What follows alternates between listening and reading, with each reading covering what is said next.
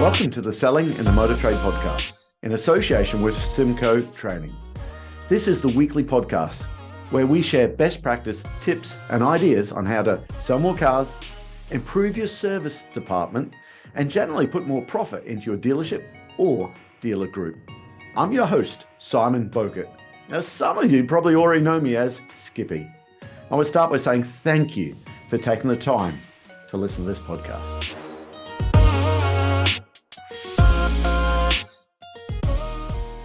Hi, welcome to another episode of Selling in the Motor Trade. I am so excited today. I have Ali Reda with me. Now, people in the UK, let me tell you exactly who Ali Reda is. I met him at the National Automotive Dealers Association in Australia. And it was one of the sessions run by, someone's been on the podcast before, okay? And I just had to speak to this guy because Ali sold 1,582 cars in 12 months. I think it was 2017. He sold 32 cars in a day twice and record breaking at 209 cars. So he is the person who sold more cars ever in the motor trade. And I just got to speak to him, get him on the podcast and talk about what he does, how he does it. And I'm just so excited to get as much information as I can from Ali. So Ali, thank you very much and welcome aboard. Oh, it's such a pleasure to be here. Thanks, Simon. So happy to be here. And it was such a pleasure to meet you at NADA. Well, here's the first thing that struck me about you, Ali. Okay, I want to talk about the record and how you did it back in 2017 and all of that. But I really want to get into how you're doing it there, because trying to get hold of you for this, I thought this man's going to be really hard to get hold of. He's going to be working from 8 in the morning. He's going to be working at 10 o'clock at night. It's going to be 7 days a week. But Ali, we're on a Saturday. You don't work weekends now, do you?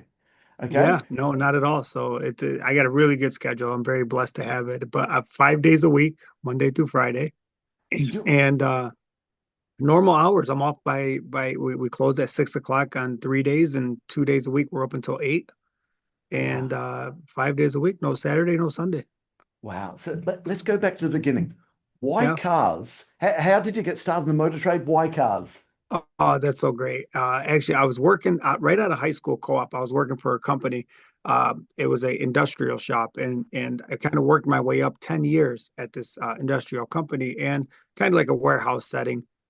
And I worked up into internal sales there, and then it was the two owners and then myself. And I kind of plateaued there, and I was doing decent, but I was 10 years, and there was really no more growth because then the next step was the owner. And a friend of mine was selling cars, and he was talking to him, and I kind of got sold on the whole, in car sales you can make $100,000 a year. And I'm thinking at the time, okay, that's fantastic. This is something that I need. And I'm like, it's one of those things where if he can do it, I can do it. So I said, is your dealership hiring? And my friend says, yeah, they're always hiring. Just come over and talk to the manager. And I did that. And at that time, ironically, I was also looking into real estate because I wanted to make a move. I knew I wanted sales. So I talked to a realtor office as well. And I talked to the dealership, and I kind of fell in love with the dealership energy and the vibe. And my friend was working there, so it kind of made it a little bit easy transition. And actually, he was leaving to go to work at a Highline. He wanted to leave. It was a Chevy store. He wanted to go work at a Highline. So, I had the interview, fell in love with it, and got sold on you can make $100,000 a year, which we'll talk about later is an absolute lie, because that they put a ceiling on it, and they told me a story, but it was one to get me in the door. And, from that moment, I kind of fell in love with it. That was back in 2001. Mm-hmm. Okay, then. So 2001. So cars, you could have been a real estate agent as well. It was, so you've always been a people person then.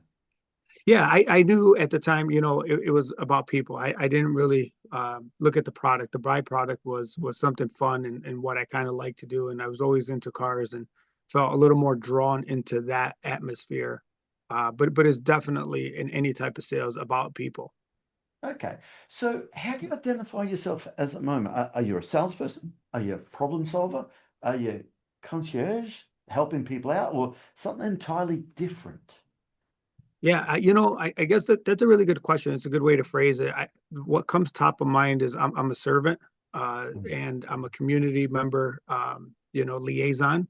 And I feel like I'm a protector of my community and the people that are in it. So I feel like more of a servant than anything. Of course, I'm solving problems all day. I'm not selling anything.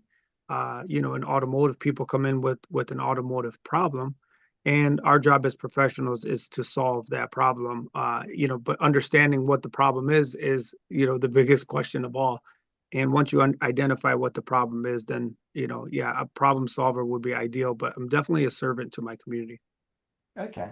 So it was 2017, you broke your record. Is that right? Yeah. Have I got that Yeah. date right? Okay. So can you go back to the start of the career? Because clearly 2017, you've got systems, you've got processes, Mhm. you're not taking fresh inquiries anymore. You've built your own business within a business. But Mhm. how did it start? It couldn't have started there. You must have started day one. There's your desk, there's the phone. Get out there. Can you talk us through that first month? What was it like for Ali? Yeah, for sure. And I was kind of blessed in my career because, the dealership I started at had a veteran named Jerry Turfe. And Jerry was just an amazing human and one of the car gods of my career that was placed in front of me that allowed me to witness somebody doing it the right way.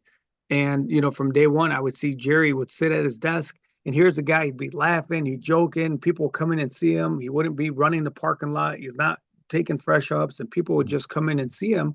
And, here's me running the parking lot, running across the street. I'm running over here. My hair is on fire. I'm trying to get a customer, and I'm like going nuts. And here's this guy just calm, cool, collective, sitting at his desk. And I'm like, I want to be like that guy. Like, what is that guy doing that he created this customer base that just come in to see him? So being early in my career, allowing myself to see somebody succeed in that manner allowed me to say, okay, well, I'm a firm believer that if somebody's doing it, you can do it, and Yeah, it's duplicatable.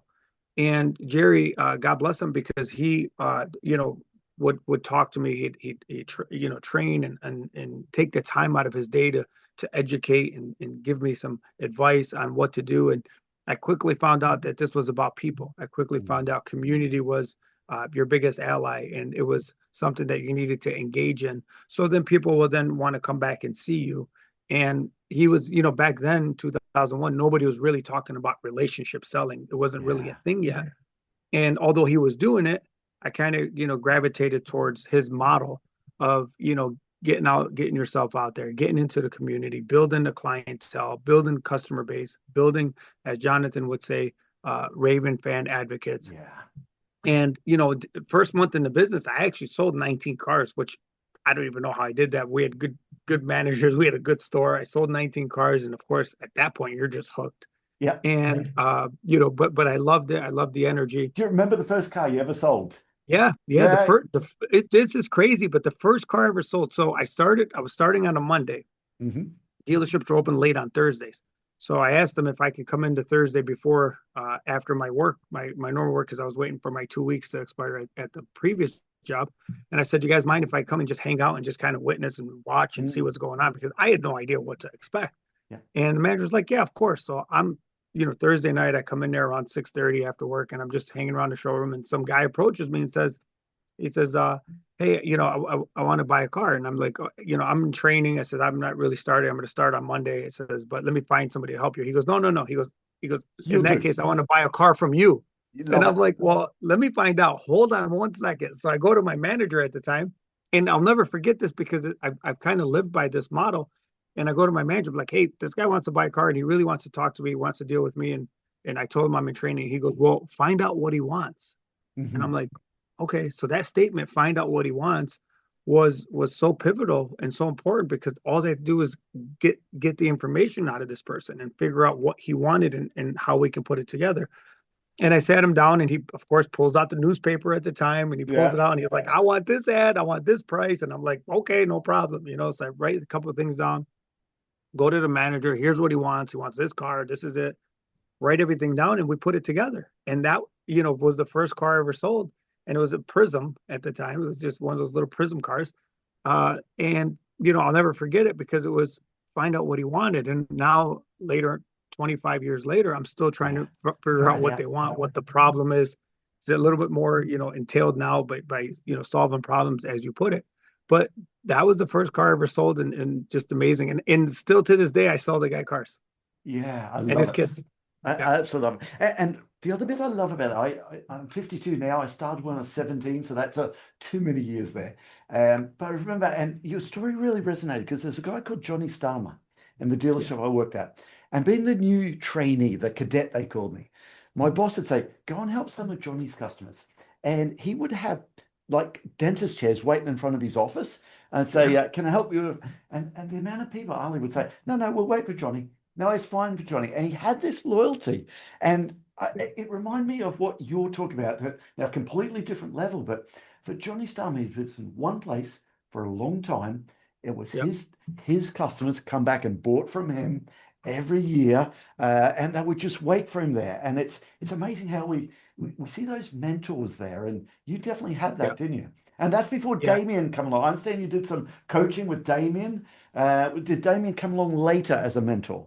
Yeah, no, Damien came along. Damien's one of my favorite people in the world, but Damien Boudreau, and no, he came in a little bit later. And Damien was the first time we were kind of introduced to relationship type selling, Yeah. and that wasn't until 2010. So it was 9, 10 years into my career when I actually met Damien. And at that time, the dealership I was working at, the Chevy store I was working at. This is why it's so important to stay put, like you said, staying at one store, accommodating to your client base, being accessible. It's so important to build a business at a store that you call home and somewhere Yeah. where you see growth. It's very important not to bounce around and to go dealer to dealer to dealer because you're starting over every single time. Yeah. And when you find a home, and I say that when you find the right home, embrace it and build your business within. And, at that time, thinking the world's going to end, GM was shutting down some dealerships and they were winding down dealerships in 2008, 9, and 10. And unfortunately, the store I was at was one of those stores that was Mm. winding down and GM was closing it. And, at the time, I was still working with Jerry and I'm like, Jerry, man, this is crazy. This is, horrible for us. And he's like, Ali, he goes, sometimes when you think something's bad for you, it turns Mm. out to be good. And sometimes you think something's good for you, it turns out to be bad. He goes, Mm. so you can't control it. He goes, embrace it and figure out what the next step is. And, I remember that because he was going to, at that time, we were thinking, okay, where do we go? What's our Mm. next move? And Jerry and I were going to go together wherever we went. And then at the last minute, there was another Chevy store across town, and that's where I'm at now, Les Stanford, and that store closed in 2010. Jerry and I were supposed to move together. At the last minute, Jerry's like, Ali, I'm going to retire. He goes, I don't want to Mm. start over. I don't want to do it. He goes, everything, we went through together. He goes, this is all you now. He goes, so he kind of cut that umbilical cord and he's like, go do your thing and guided me along the way. And, it did turn out to be a blessing, like he said, because then we embraced it. 2010, June of 2010, I went to the new store. A few months later, maybe within a year, I meet Damien. Mm. And Damien starts talking about, he's in a seminar. It's really one of the first trainers that I've actually listened to and watched live. Mm. And another car guy in my career was Scott Montgomery, which was the manager at Les Stanford.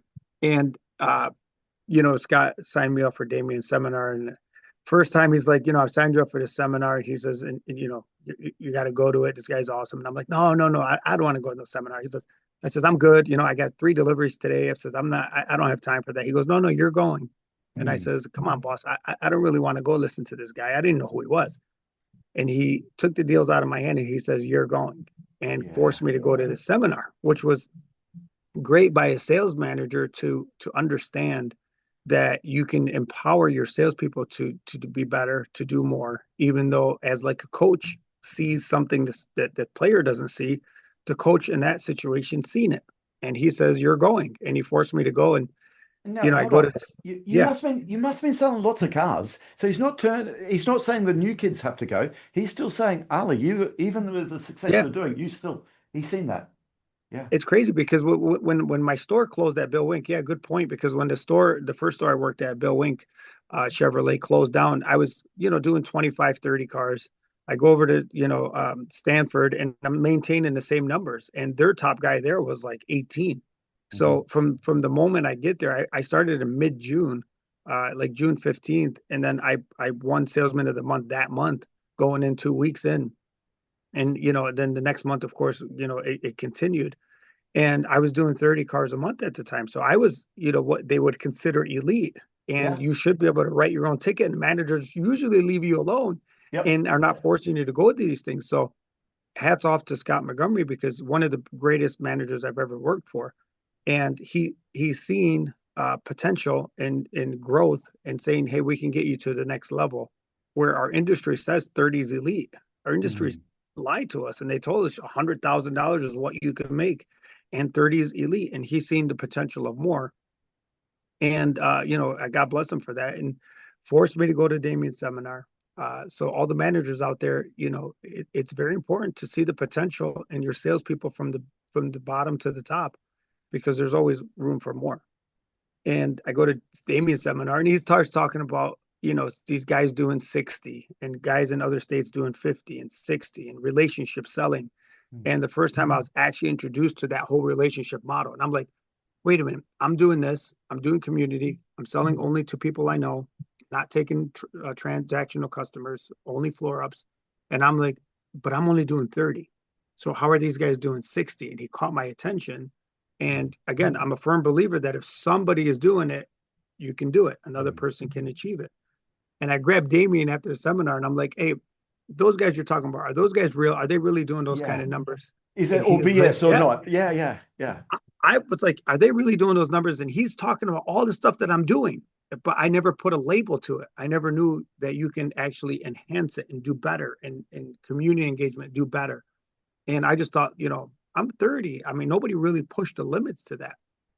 No internet. We're not talking about social media, internet. We're Yeah. not talking Yeah. about other people. Like, this is, nobody's really talking about this across the country. And he goes, yeah, they are. And I'm like, he goes, they're real. He goes, you want to talk to them? And I'm like, yeah, actually, I do want to talk to them because I needed Yeah. to make Love it. this real. And I did. He put him on the phone, and I spoke to the guy, Greg, and he told me he was doing 60. And I'm like, well, there's something going on here. And Damien has an exercise that he wants you to write down what you potentially feel like you should be doing. And, of course, after hearing somebody say 60, I naturally wrote down 60, because I thought, hey, if this guy's doing 60, I'm going to do 60. Mind you, I don't think I've ever sold over 35 or 40, Mhm. maybe at the most. Yep. And Jerry at the time was doing 40s, and that was his max. So really, this is all I kind of witnessed. And I kid you not, maybe 4 months, 3, 4 months go by, and I hit 60. And I hit 60 just doing the things that Damien talked about: more community engagement, more relational selling, being more intentional, all the little things that I had to tweak. And I called Damien, and I'm like, Damien, you're not going to believe it. He goes, I hit 60. I hit 60. And he's like, he goes, all right, that's good. He goes, what's your next number? Mm. And I'm like, well, I hit 60. 60 was the number. And he goes, all right, but what's your next number? And I'm like, I really didn't think about it, because I thought 60 was it. Yeah. And this went on to my next number became 72. Then I called Damien again. Then it went on, what's your next number? And it kept growing, and it kept growing. I think when I finally hit like 90 something, I called Damien. He's like, all right, what's your next number? I'm like, you know what? I'm gonna call my mom. I'm not calling you anymore, because she'd be so happy. I'm like, she would be so happy, and she would be like, all right, this is like incredible. And here's this guy saying, what's your next number? And Damien and I relationship started from that point, and started working together, and he started coaching me, personal coaching and one-on-one coaching. And he's had a huge impact on the things that I've done and accomplished, and always thinking what's next. So as a manager, as a coach, as a trainer, uh, they were able to see things that the players couldn't see or didn't believe in. And until that moment that I actually wrote down 60. So if people out there, you're listening and you have a number and you believe in this number, you write it down. You have to write it. You have to make it real. And until that moment that I wrote 60, Simon, I would have never, ever believed that that was possible. But the moment I wrote it, it became real, and I believed it. And it shifted my belief system and my mindset on what's actually possible in this industry. And it kind of took off from that point. I want to ask, what did you have to? unlearn to get to these sorts of numbers. Now, the reason why I say that, I seen through the Hmm. presentation that you're sitting in a doctor's surgery and said, right, this is where I need to get more people in front of me. To get to that next level, I need to change the way I'm thinking. I love the story about how you take people through your process. I really want to talk into that. I Sure. love the idea that there's not this back and forth back and forth to the F&I manager and waiting there. You need to control that yourself.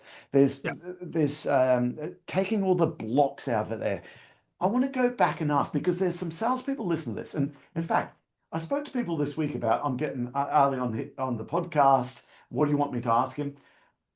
There's people out there who, frankly, going, yeah, is he really doing that though? Hmm. Okay, and you've heard that before. I'm sure Yeah, you've of heard course. that before. Of course. So the question is even in yourself, what did you have to unlearn Hmm. uh, to to uh, to see this as achievable? Was it speaking to other people who's done it, or what was it for you? Yeah. So I want people to remember something that if you're doing a business a certain way and you're averaging 15, 20, to do what I'm doing now, you are correct. It cannot be done if you Yeah. continue the same process as you're currently doing it. At every level, things have to change. Your process has to change, your mindset has to change, the way you do things has to change. So, when you're doing 25, things are important like demo drives and Mhm. going to F&I and going back and forth to managers. When you get to numbers like 40, 50, 60, you have to start shortening things up. Demo Yeah. drives are not as important anymore because I'm dealing with relational customers. I'm dealing with repeat customers that maybe are familiar with that car. Even a demo Mm. drive process has to change. It might not be me going on that drive. Yep. At some point, I had to get an assistant because Mm. I said that at 50, I was doing too much. I was working the long hours. I was coming in early. I was staying late. Mm. So it wasn't sustainable to run a business in that manner. So then Damien and I said, okay, well, we need to get an assistant so they can take off the little things off of my plate, just to fill out deal jackets, to make sure that there's a driver's license, make sure that there's an insurance card, things that are important but not important for me to do anymore. So I had Mm. to delegate. So getting that assistant would help me get to that next level. And eventually we got so busy that she needed an assistant.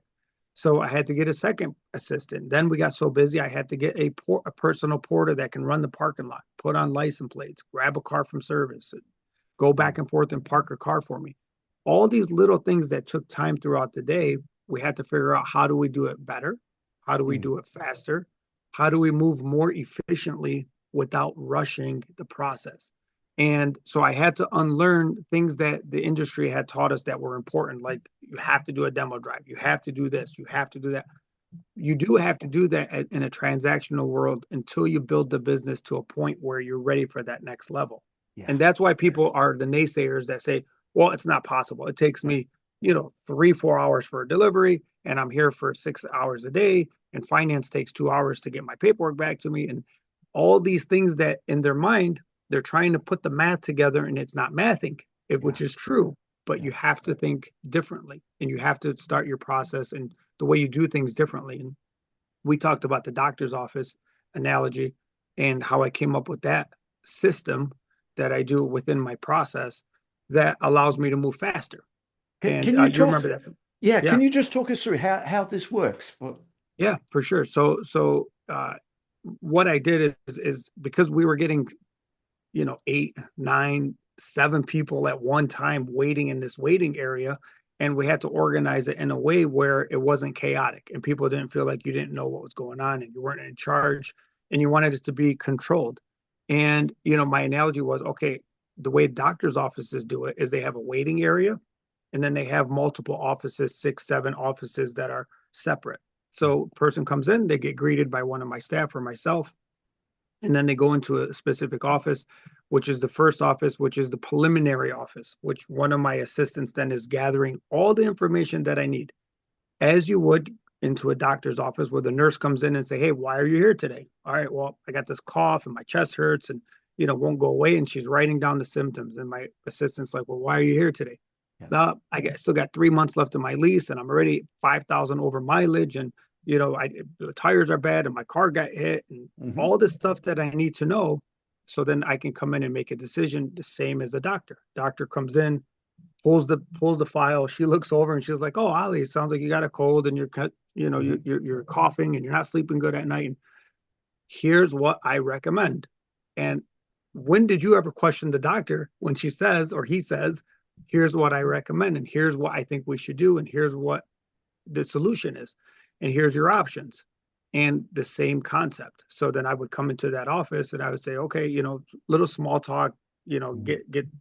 just catch up with the person, offer a couple of solutions. Here's what I think we should do, and here's your options. And then once we figure out the solution, I can leave that office and go to the next office and do the same thing, and go to the next office and do the same thing, and go to the next office and do the same thing, all within 5 or 8 minutes apart. Mhm. And then my assistant would come back in and button it up. I don't have to do anything anymore because I've already solved the problem. And then from there on, then somebody else does the paperwork. Again, things that were not important for me to do, like paperwork, gathering insurance cards and such, Mhm. but allowed us to deliver a car maybe every 15 minutes, back to back to back to back. And everybody was going through this process and it streamlined it very fast, very efficient, but never rushed. Because when you're in a doctor's office, you don't know what's going on in those other offices. There's chaos. Yeah. There's 7, 8 offices, things are going on, and nurses are moving around, and there's so many things going on, and you're just sitting in this office, and it's nice and quiet and calm, Yeah. and you don't really realize the wheels that's churning. And that's how we've mocked it, and that's still the way I do business today. But again, you've earned the right to do that because you've so this relationship selling is so important because you've sold these people two or three cars before. You've sold their brothers, their mothers, their sisters' cars and said, Exactly. go to Exactly. Ali, sort out because again, I listened to you on a podcast, someone else just doing some research for this, that you hated the idea of a customer walking in and that initial like he thinks that I'm untrustworthy and can I I help you and hated that. I hated that. Oh, talk me through this, and this is why you want to go I down this know. relationship It's selling. hard. It's hard. We're humans. We take it personal. And I'm Yeah. coming out and I'm greeting the person with great intentions, and they're Mhm. just looking at you like they're like standing sideways. They're like ready to run. They're like looking at you like I don't believe a word this guy is saying, and you're literally telling the truth, and you're trying to be helpful, Yeah. and you Yeah. you get that stigma, and you're just like, oh, I hated that. I hated that. So you're right. Relational selling completely wipes it out. You don't have any of those objections. I don't even know the objections of today's world anymore because I haven't had to really face that as much anymore. Yeah. Because the people coming in, they trust you, they like you, they love you. Somebody's already sold them on you if they're coming in for the first time. Somebody's already told them all the great stories and how that you're trustworthy, and they've already done all the back teaching and they've already done all their due diligence before they got there. Yeah. And it's so much easier. It's like selling to your mother or your brother or sister every single time because they're not really questioning anything that you're saying. You're collectively coming up with a solution for the problem that they're there. But it's so much better. And I promise you, my job is easier than 95% of the people out there in automotive because of this. I'm not facing any of these objections, and it's fun. It's fun. It buys you longevity. That's why we're saying it's so important to get into relational selling. At some point in your career, you have to transition from all transactional to relational. And you do that through community. You do that through every customer that you have, building relationships with them and their families. But it's very important to get to that point in your career if you're 4, 5, 6 years into your career. Yeah. So someone listen to this who's starting the motor trade, you still have to go through the grind to start with. You still need to earn Yes. the right to get there. Yes, Uh, yes. uh, And you do a good point, Simon, real quick, a good point because you have to earn the right to get these exceptions. And mm, exceptions are given to you based on your performance. So, when the first time I had to go in, a lot of people out there are probably like, oh, well, my dealership won't allow me to do finance, or my dealership mm, won't allow me to take a credit app, or my dealership won't allow me to pencil numbers.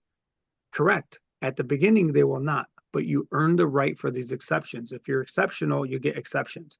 And you do that by proving the amount of sales that you have, proving the customers that you're bringing in are your customer base, they're your relational customer. They cost the dealership nothing to bring them in. They're spending all this advertising dollar, yet you're bringing people in that that you know, and they're coming in for you. So you earn the right to have these exceptions, and you have to ask for them. They're not going to just give them to you. So for me, when I wanted to do my own finance, I had to go to them and say, listen, I need to speed up the process and I need to control as much as I possibly can. So I need to start doing the finance portion of it. I need to start taking credit apps. I need to start calling into the bank because it was bottleneck in our finance department Mhm. and it was backing me up. So I was getting backed up here. So I had to figure out another way of moving through the process faster. And I asked for the exception of doing it. And I always present things for a 90-day trial. We'll try it for 90 days. If it doesn't work, we'll go back. And Mhm. there's no law that states you can't do it. So the people out there saying, my dealership doesn't allow this, my dealership won't do this, it isn't a law. It's something the dealership chose not to allow, but they will make exceptions, especially for a 90-day trial. And Simon, I've never had anything on a 90-day trial go back. Yeah. Yeah, I love that. It's earning the right. So again, the other thing, I was naive in thinking with the numbers you're doing, you must be social media everywhere. You must be having so many people coming to you. But this is where I got it wrong because I suppose that's still transactional. That's still brand new people that they may have seen your video there, but you still have to build the trust. Is it fair to say most of your people that you've built in relationship selling is you've spoke to someone else, you've been Yeah. referred to someone, have you built that database? Is that what you're doing there, Ali? Yeah, so social media is very important. Don't get me wrong. Social media is important to stay engaged. Mm, Social media needs to stay local. It needs to stay as local as you could possibly make it. And I mean, like in your backyard, like it needs to stay in your community, in your city. Being popular in another state or another, area that really people aren't able to come see you and do business with you means nothing. You could become popular online for no reason and get nothing out of it. I mm, see people with millions of views on TikTok, but they don't sell a car from it. mm. So, what is your goal? Is your goal to be an influencer? Or is it to sell more cars? What's the goal and what are you trying to achieve? When you identify that and you do social media local, that means you're targeting your local groups, your local schools, your local community, your local police and fire station. People want to do business with somebody they know, not somebody they know of. So if I'm advertising at a charity event and I'm on social media and I'm advertising this charity event, there's 2,000 people. I need to physically be there. People want to see me there. They want to see that I care about the things they care about, not just ask, ask, ask for business. You need to give back. You need to be engaged. You need to get out there. And dealerships give out more money than any other industry that I know of. And nobody attends these functions. They give money to the city. Nobody even Mm. attends. Nobody does anything. It's just a check and forgotten. You're not going to get business that way. So you have to pound the pavement. You have to put in your time. You have to plant the seed so then it'll flourish. The old analogy of when's the best time to plant a tree? Yeah. 100 years ago. When's the second best time? Today, Yeah. right now. So it's not too late. You plant the seed today and your future self will be thankful for it. But you have to put in the time. You have to be present where you Mm, advertise. Please mm. write that down. You have to be present where you advertise. So if you're going to give money, if you're going to go read to students at schools, if you're going to give back to the high school football, you Yeah. got to have to be present at those places. And that's how you build a brand name. You become the mayor of your town, and then you do social media based off of that, and people then see your engagement and then they want to do business with you because you become like a little superstar in your little here in your city there, and you're like like the mayor. People want to do business with you because of who you are and what you offer. Yeah. I suppose people listen to this on this side of the pond will imagine you're in the middle of LA where you've got people absolutely everywhere. What's the town like that you're in? Is it huge? I may imagine. No, I'm it's That's a funny loaded because question. I know. I I know know. it's so well. Here's funny because I'm in a town of 100,000 people, Yeah. so it's not crazy big. I'm in the hometown of Henry Ford. Everything around us is owned by Ford. I'm a Chevy store surrounded by 5 Ford and Lincoln stores. So I'm selling Chevy in the hometown of Henry Ford. So I'm battling Ford employees. I'm battling all households of Ford workers, and we're selling Chevys right in the middle of downtown Dearborn, the hometown of Henry Ford. So it does. You don't need a big metropolis place like LA or New York, or you're Yep. not trying to appeal.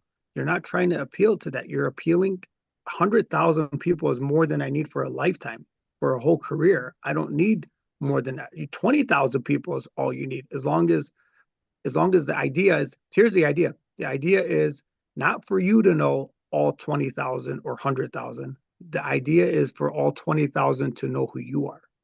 And you do that by, again, engagement and community engagement. I don't need to know every person.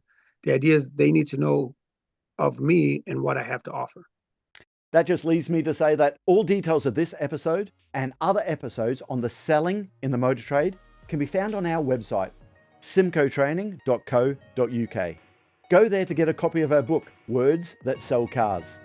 Go there to sign up to a free trial of our Sales Fitness online sales training program. Easiest way to get hold of me is Simon Bokert through LinkedIn. Thank you.